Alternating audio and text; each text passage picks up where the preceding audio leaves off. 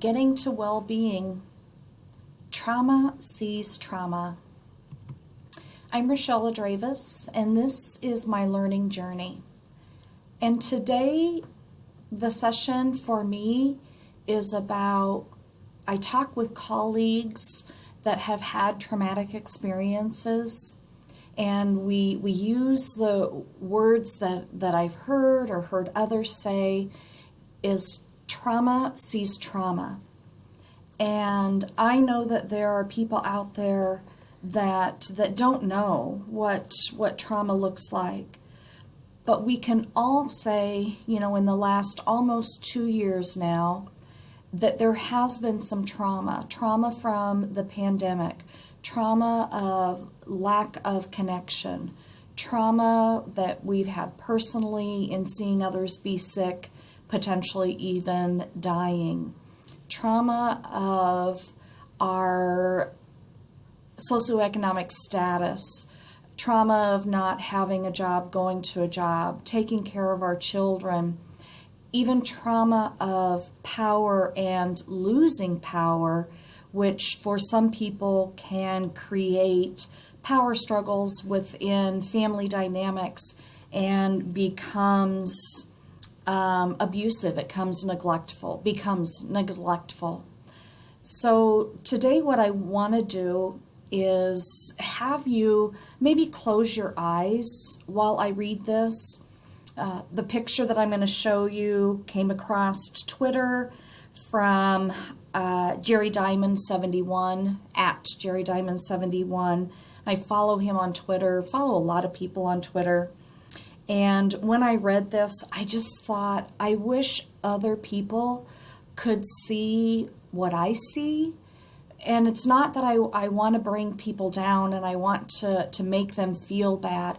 It's about an awareness of what could be going on. So while you listen to me read this, think of it in the mind of this could be somebody that I'm working with, whether it's an adult or whether it's a student, whether it's a student I see passing in the hall and they look to be like nobody has spoken to them all day long. They come into the building first thing in the morning and you see in their eyes that there is something so much more going on. And I'll honestly tell you, I see this girl every morning, and it hurts my heart to think what might be going on. So here is, close your eyes, but here is the story that trauma tells. And close your eyes and I'll read it to you if you wish, or if you can follow along, if the font's not too small, however you want to embrace this listening to something. These bad things happened to me. In fact, they may be happening to me now.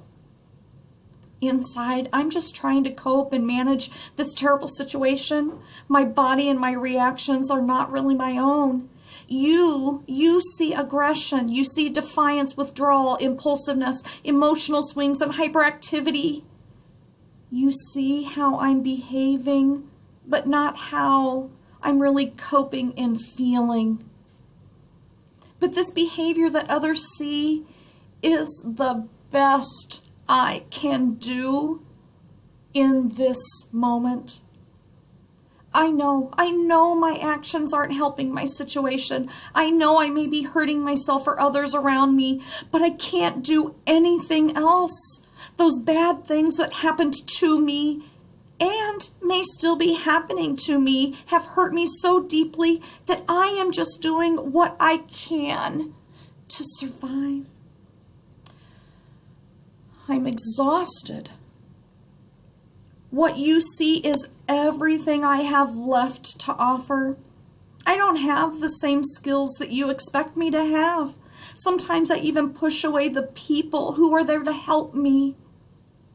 Imagine how much I must be hurting and confused and how bad my wiring must be crossed, that I would push away the very people who have said they want to help me.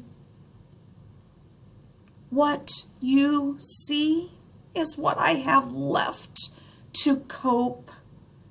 It's my best effort to survive, and it's my call for help.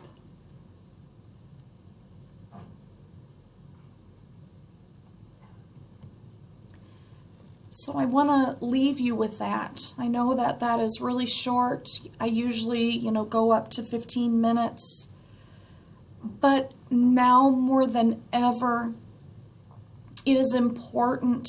This is serious situations that we are in, serious times.